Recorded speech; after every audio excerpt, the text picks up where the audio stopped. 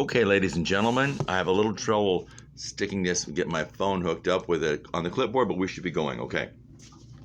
This will be the last reading for the weekend. This will be chapter 15. Kind of interesting. Dill showed up suddenly. He kind of ran away from home, came to his Aunt Rachel's, and he showed up in their house. And Atticus was pretty calm about it. And but then at night he comes in to talk to Scout, and they want to have a baby. And so they don't quite know where they come from, but somehow, they think that will be nice because they love each other. And it's just really cute, just cute, okay? And then just before they go to sleep, they go, why doesn't Boo Radley run off? Well, maybe he doesn't have anywhere to run off to. Chapter 15. After many telephone calls, much pleading on behalf of the defendant, and a long forgiving letter from his mother, it was decided that Dill could stay. We had a week of peace together. After that little, it seemed, a nightmare was upon us. It began one evening after supper. Dill was over, Aunt Alexandra was in her chair in the corner, Atticus was in his, Jem and I were on the floor reading. It had been a placid week. I had minded Auntie. Jem had outgrown the treehouse, but Dill helped Dill and me construct a new rope ladder for it. Dill had hit upon a foolproof plan to make Boo Radley come out at no cost to ourselves, place a trail of lemon drops from the back door to the front yard, and he'd follow it like an ant. There was a knock on the front door. Jem answered, and it was Mr. Tom. Pardon me. Okay. There was a knock on the door. Jem answered it and said it was Mr. Heck Tate. I think he's the sheriff, I think. Well, ask him to come in, said Atticus.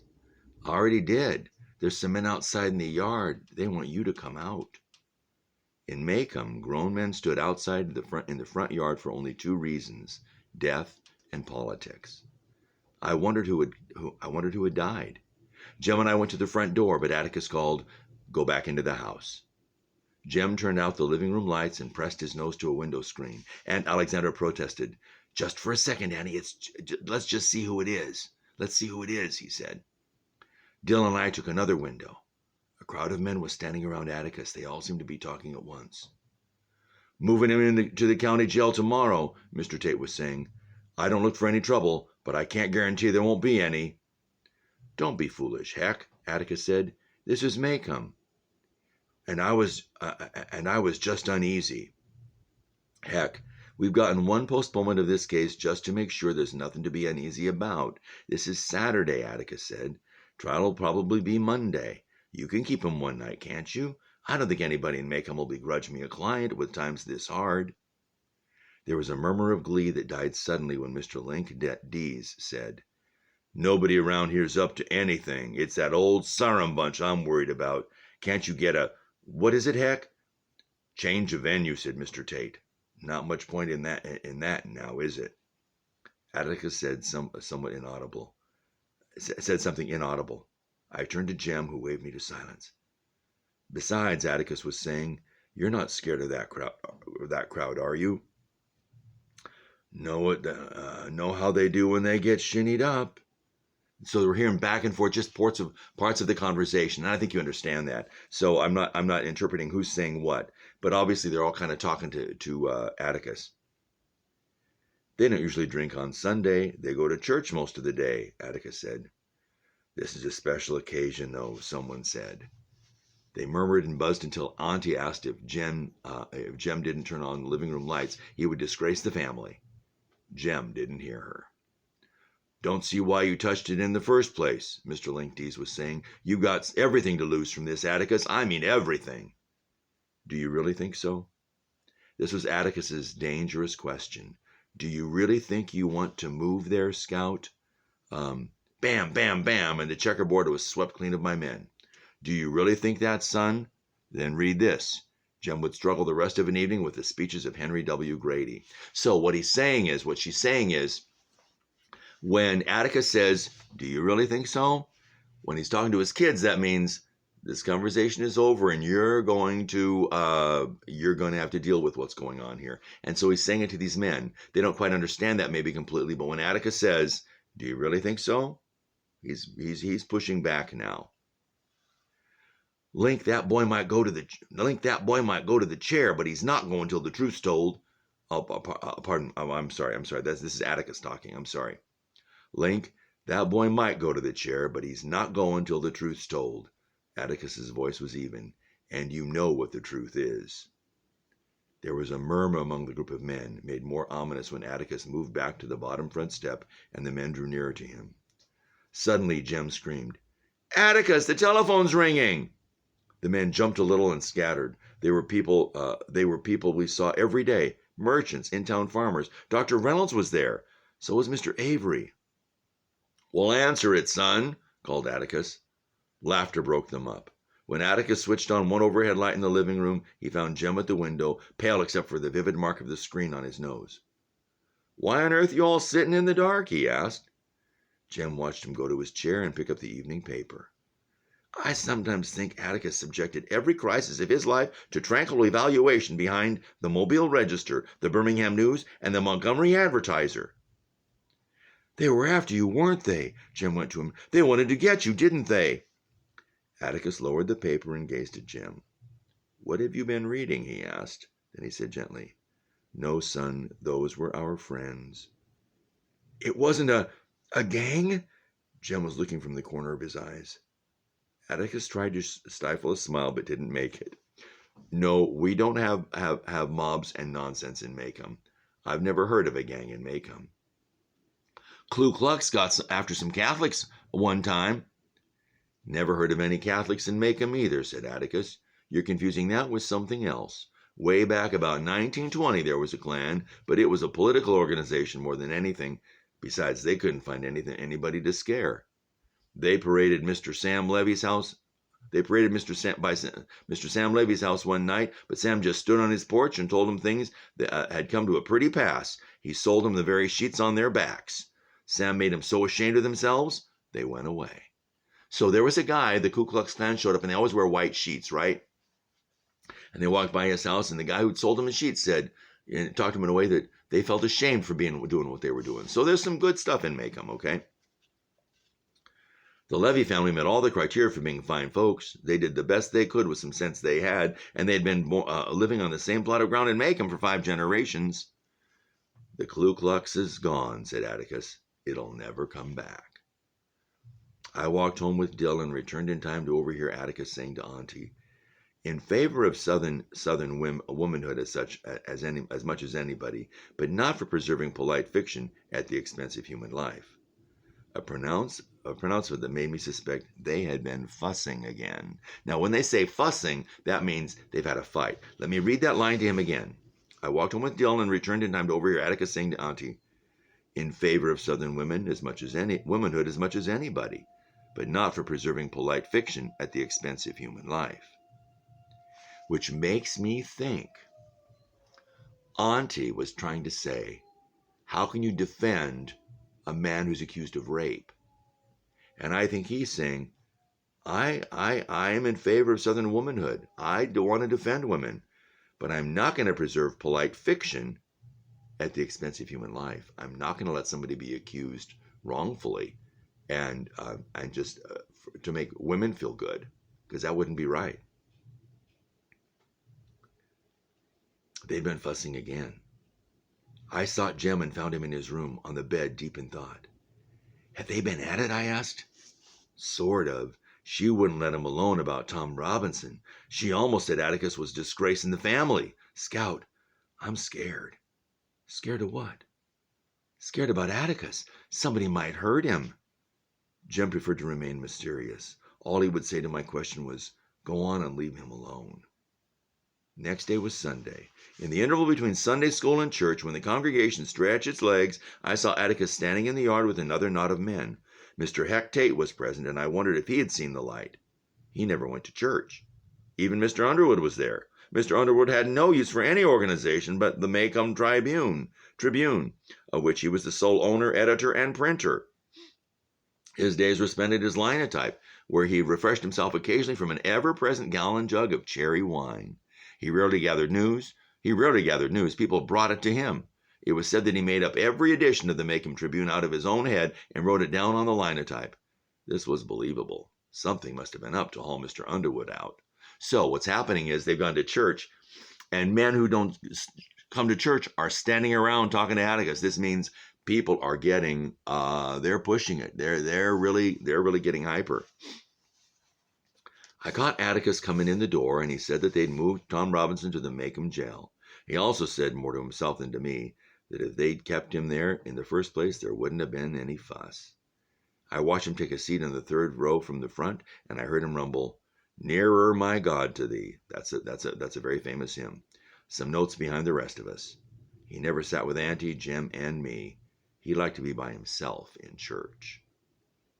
The fake peace that prevailed on Sundays was made more irritating by Aunt Alexandra's presence. Atticus would flee to his office directly after dinner, where if we sometimes looked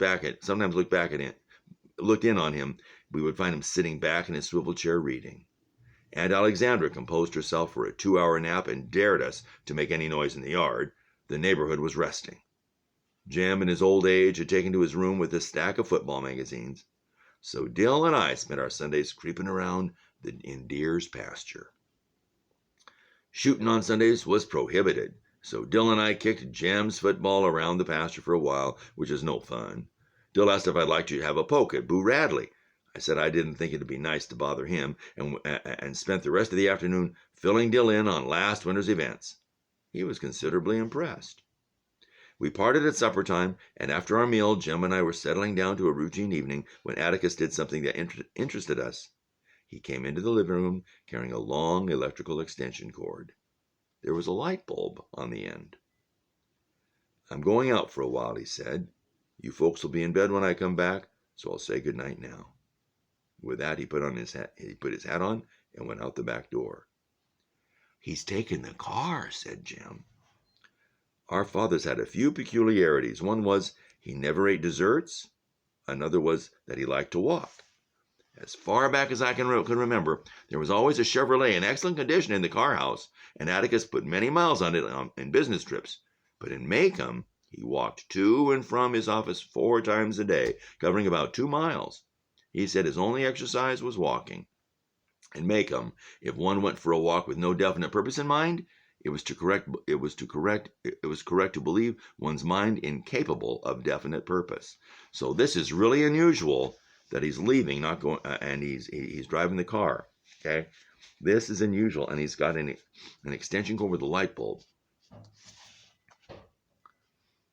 Later on, I bade my aunt and brother good night and was well into a book when I heard Jim rattling about in his room. His go-to bed noises were so familiar to me that I knocked on his door. "Why ain't you going to bed?" "I'm going downtown for a while." He was changing his pants. "Why, it's almost 10 o'clock, Jim." He knew it, but he was going anyway. "Then I'm going with you. If you say no, you're not. I'm going anyway. Hear?" Jim saw that he would have to fight me to keep me home, and I suppose he thought a fight would antagonize Auntie, so he gave in with little grace. I dressed quickly. We waited until Auntie's lights were out, and we walked quietly down the back steps. There was no moon tonight. "Dill'll want to come," I whispered. "So he will," said Jim gloomily.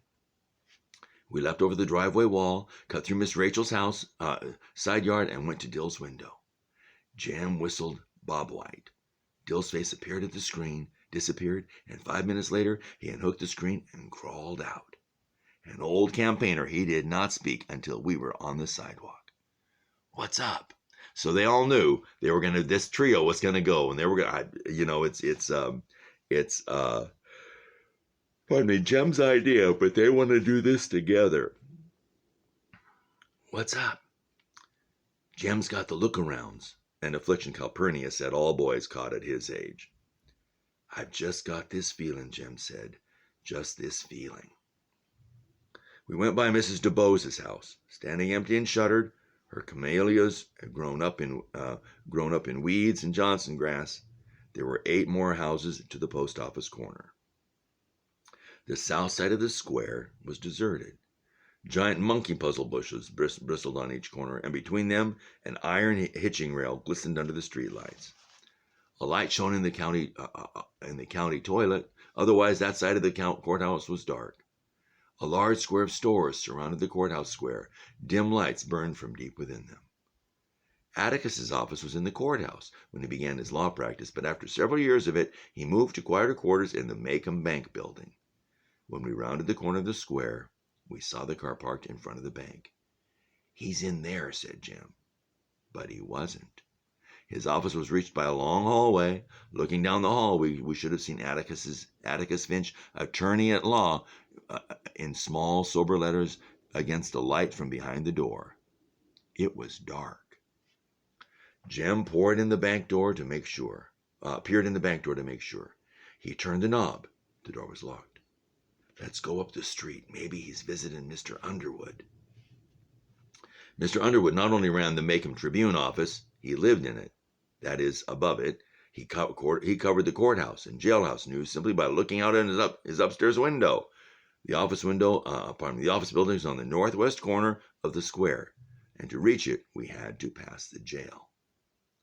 The Macomb jail was the most venerable and hideous of the county's buildings. Atticus said it was like something Cousin Joshua St. Clair might have designed. Remember, Cousin Joshua was the guy who wrote kind of a book, but he also kind of went crazy. He's the guy. There was a reference about him he kind of lost it, and he went to a university and tried to kill the president. The gun exploded in his hand. It turned out to be a janitor or somebody. No, it was a meter reader, I think. And it cost him $500 to get him out of jail. Hence, Atticus later said that maybe he was going to be like Josh. It might cost him $500. There was a comment there earlier. Anyway. Okay.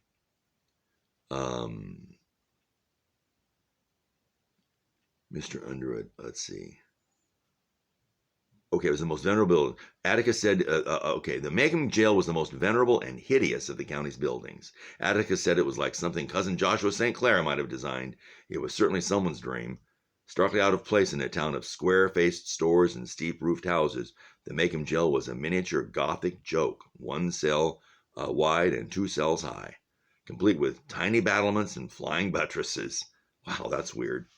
Its fantasy was heightened by its red brick facade and the thick steel bars at its ecclesiastical windows. It stood on no lonely hill, but was wedged between Tyndall's hardware store and the Macomb Tribune office. The jail was Macomb's only conversation piece. Its detractors said it looked like a Victoria privy, meaning a bathroom, a big bathroom. Its supporters said it gave the town a good, solid, respectable look, and no stranger would ever suspect that it was full of ends. As we walked up the sidewalk, we saw a solitary light burning in the distance. "That's funny," said Jim. "Jail doesn't have an outside light." "Looks like it's kind of over the door," said Dill. A long extension cord ran between the bars of a second-floor window and down the side of the building. In the light from its bare bulb, Atticus was sitting propped against the front door. He was sitting in one of his office chairs, and he was reading, oblivious of the night bugs dancing over his head. I made to run, but Jim caught me. "Don't go to him," he said. "He might not like it. He's all right. Let's go home. I just wanted to see where he was." Now, people, why would Atticus sit out in front of the door of the jail at night? I think you know. He wanted to make sure nobody came into the jail and tried to lynch Tom Robinson. He's going to sit there and keep the peace.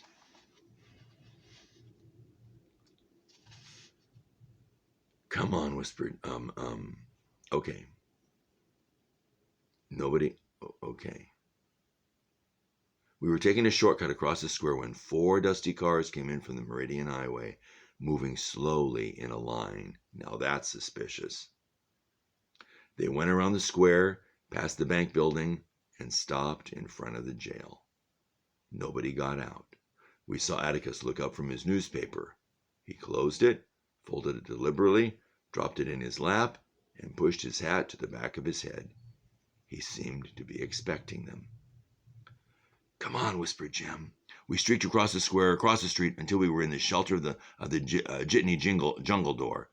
Jim peeked up the sidewalk. "We can get closer," he said. We ran to Tyndall's hardware door, near enough, at the same time, discreet. In ones and you know how oftentimes old stores will have an entry that goes in from the storefront with the door in it, so you can kind of stand, pardon me, in a little bit into the building without going in the door. Okay. In ones and twos, men got out of the cars. Shadows became substance as lights revealed solid shapes moving toward the jail door. Atticus remained where he was. The men hid him from view. "He in there, Mr. Finch?" a man said. "He is," we heard Atticus answer, "and he's asleep. Don't wake him up." In obedience to my father, there followed what I later realized was a sickeningly comic aspect of an unfunny situation. The men talked in near whispers. "You know what we want," another man said. "Get aside from the door, Mr. Finch. These guys want to lynch Tom Robinson. They want to lynch him, okay?" I'm sorry, Sammy's here. Sammy, go. He keeps wanting to come in and out of the door here. Okay, I'm going to let him go out. Okay. This is kind of scary, actually. A lynch mob, that's kind of scary. Adult men wanting to go in and find somebody and hang him. This is scary. In obedience to my father, there followed what I later realized was a sickeningly comic aspect of an unfunny situation. The men talked in near whispers. "You know what we want," another man said. "Get aside from the door, Mr. Finch." You can turn around and go home again, Walter," Atticus said pleasantly. "Heck Tate's around somewhere." That's the sheriff. "The heck he is," said another man. Hex's bunch is so deep in the woods they won't get out till morning." "Indeed? Why so?" "Called him off on a snipe hunt," was the succinct answer. "Didn't you think of that, Mr. Finch? Do you know what a snipe hunt is?" People used to do snipe hunts. Maybe it's familiar to you, but a snipe hunt is when you tell people something to go look for something, and it's all fake. You get them out of the way, and they're told, and it's something. It can be kind of a mean trick. It really can be.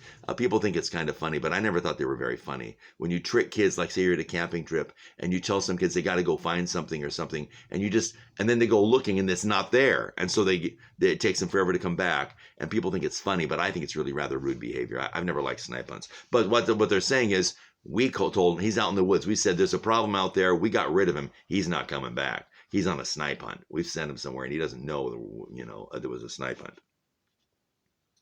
"Called him off on a snipe hunt," was a succinct answer. "Didn't you think of that, Mr. Finch?" "Thought about it, but didn't believe it." "Well, then," my father's voice was still the same, "that changes things, doesn't it?" "It do," another deep voice said. Its owner was a shadow. "Do you really think so?" This was the second time I heard Atticus ask that question in 2 days, and it meant somebody's man would get jumped. This was too good to miss. I broke away from Jem and ran as fast as I could to Atticus. Jem shrieked, and tried to catch me, but I had to lead on him and Dill. I pushed my way through dark, smelly bodies and burst into the circle of light. "Hey, Atticus!" I thought he would have a fine surprise, but his face killed my joy. A flash of plain fear was going out of his eyes, but returned when Dill and Jem wriggled into the light. There was a smell of stale whiskey and pigpen about, and when I glanced around, I discovered that these men were strangers. They were not the people I saw last night. Hot embarrassment shot through me. I leapt triumphantly into a ring of people I'd never seen before. Atticus got up from his chair, but he was moving slowly like an old man. He put the newspaper down very carefully, adjusted its creases with lingering fingers. They were trembling a little. "Go home, Jem," he said. "Take Scout and Dill home." We were accustomed to prompt, if not always cheerful acquiescence to Atticus's instructions, but from the way he stood, Jem was not thinking of budging. Go home, I said. Jem shook his head. As Atticus's fists went to his hips, so did Jem's, and as they faced each other, I could see little resemblance between them. Jem's soft brown hair and eyes, his oval face and snug-fitting ears were our mother's. contrasting oddly with Atticus's graying black hair and square-cut features. But they were somehow alike. Mutual defiance made them alike. So Atticus is standing with his hands on his hips saying, "You go home," and Jem is putting his hands on his fists saying, "I'm not leaving." This is interesting, people. "Son," I said, "go home." Jem shook his head. "I'll send him home," a burly man said, and grabbed Jem roughly by the collar. He yanked Jem nearly off his feet. "Don't you touch him!" I kicked the man swiftly. Barefooted, I was surprised to see him fall back in real pain. I intended to kick his shin, but aimed too high. Guess where she got him? Okay. "That'll do, Scout." Atticus put his hand on my shoulder. "Don't kick folks. No," he said, as I was pleading justification. Ain't nobody gonna do Jem that way," I said. "All right, Mr. Finch, get him out of here," someone growled. "You got 15 seconds to get him out of here." In the midst of this strange assembly, Atticus stood, trying to make Jem mind him. "I ain't going," was his steady answer to Atticus's threats, requests, and finally, "Please, Jem, take them home." Atticus doesn't usually have to say please. He's pleading with them to go. He knows this situation is serious. I was getting a bit tired of that, but felt Jem had his own reasons for doing what he did in view of his prospects once Atticus did get him home. I looked around the crowd. It was a summer's night, but the men were dressed, most of them in overalls and denim shirts buttoned up to their collars. I thought that must be cold natures, as their sleeves were unrolled and buttoned at the cuffs. Some wore hats pulled firmly down over their ears. They were sullen-looking, sleepy-eyed men who seemed unused to late hours. I sought once more for a familiar face, and at the center of the semicircle I found one. "Hey, Mr. Cunningham!" The man did not hear me, it seemed. "Hey, Mr. Cunningham, how's your entailment getting along?" I don't quite know what that question means, your entailment. Mr. Walter Cunningham's legal affairs were well known to me. Atticus had once described them at length. The big man blinked and hooked his thumbs in his overall straps. He seemed uncomfortable. He cleared his throat and looked away. My friendly overture had fallen flat. So now he's sort of being recognized in the crowd. They don't really want to be recognized. They're wearing coats and all buttoned up and everything, even though it's warm out. But now this little girl's recognized him. What's going to happen here? Mr. Cunningham wore no hat, and the top of his forehead was white in contrast to his sun-scorched face, which led me to believe that he wore one most days. He shifted his feet, clad in heavy work shoes. "Don't you remember me, Mr. Cunningham? I'm Jean Louise Finch. You brought us some hickory nuts one time, remember?" I began to sense the futility one feels when unacknowledged by a chance acquaintance. "I go to school with Walter," I began again. "He's your boy, ain't he? Ain't he, sir?" Mr. Cunningham was moved to a faint nod. He did know me, after all. "He's in my grade," I said, "and he does right well. He's a good boy," I added. "A real nice boy. We brought him home for dinner one time. Maybe he told you about me. I beat him up one time, but he was real nice about it. Tell him hey for me, won't you?" Now, so she's engaging the guy, and this is not going as they expect, because these guys are wanting to have a fight, and now this little girl's talking to him. And you can't beat somebody up or beat a door down when there's a little girl watching. You just can't do it. She's really interfering here. And so she's really pushing. She's really making sure that they hear her, okay? Tell him hey for me, won't you? Atticus had said it was a polite thing to talk to people about what they were interested in, not about what you were interested in. Mr. Cunningham displayed no interest in his son, so I tackled his entailment once more in a last-ditch effort to make him feel at home. "Entailments are bad," I was advising him, when I slowly awoke to the fact that I was addressing the entire aggregation. The men were all looking at me. Some had their mouths half open. Atticus had stopped poking at Jem. They were standing together beside Dill. Their attention amounted to fascination. Atticus's mouth even was half open, an attitude he had once described as uncouth. Our eyes met, and he shut it. So he's a little shocked at Scout. He's a little surprised. This little girl's a spitfire. She's going to engage these guys. She's really changing the dynamic of this situation. And so he's even surprised. Our eyes met, and he shut it. That means he shut his mouth. Well, Atticus, I was just saying to Mr. Cunningham that entailments are bad and all that, but you said not to worry. It takes a long time sometimes, that you'd all write it out together. I was slowly drying up, wondering what idiocy I'd committed. Entailment seemed all right enough for living room talk. I began to feel sweat gathering at the edges of my hair. I could stand anything but a bunch of people looking at me. They were quite still. What's the matter? I asked. Atticus said nothing. I looked around and up at Mr. Cunningham, whose face was equally impassive. Then he did a peculiar thing. He squatted down and took me by both shoulders. I'll tell him you said hey, little lady, he said. Then he straightened up and waved a big paw. Let's clear out, he called. Let's get going, boys. This is great. They came ready for Bear, and she's talking to him, and she changed the dynamic. And he realized, I cannot do anything rude and illegal with this little girl watching me and talking to me and engaging me. He just couldn't do it. She really changed the situation. You go, girl, you go. Let's get going, boys. As they had come in ones and twos, the men shuffled back to their ramshackle cars. Doors slammed, engines coughed, and they were gone. I turned to Atticus, but Atticus had gone to the jail and was leaning against it with his face to the wall. I went to him and pulled his sleeve. Can we go home now? He nodded, produced his handkerchief, gave his face a going over, and blew his nose violently. He knew this was actually really a dangerous thing. Mr. Finch? A soft, husky voice came from the darkness above. They gone? Atticus stepped back and looked up. They've gone, he said. Get some sleep, Tom. They won't bother you anymore. From a different direction, another voice cut crisply through the night. You're damn tootin' they won't. Had you covered all the time, Atticus.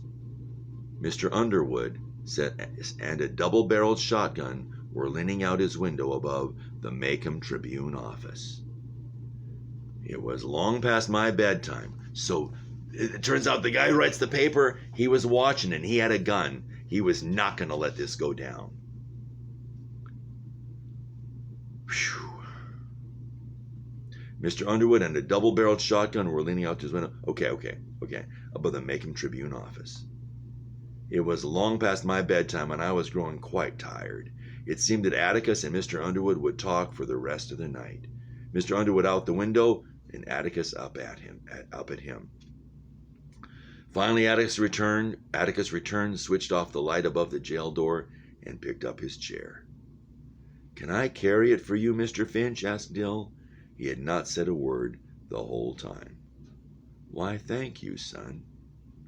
Walking toward the office, Dill and I fell into step behind Atticus and Jem.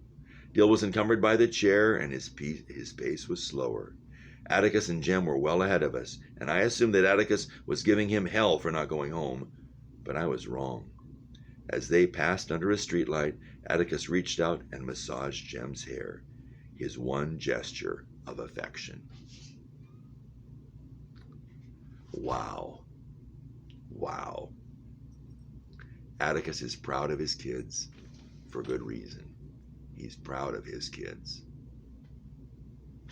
Talk to you later, guys. Bye-bye. Oopsie daisy. Okay, here we go.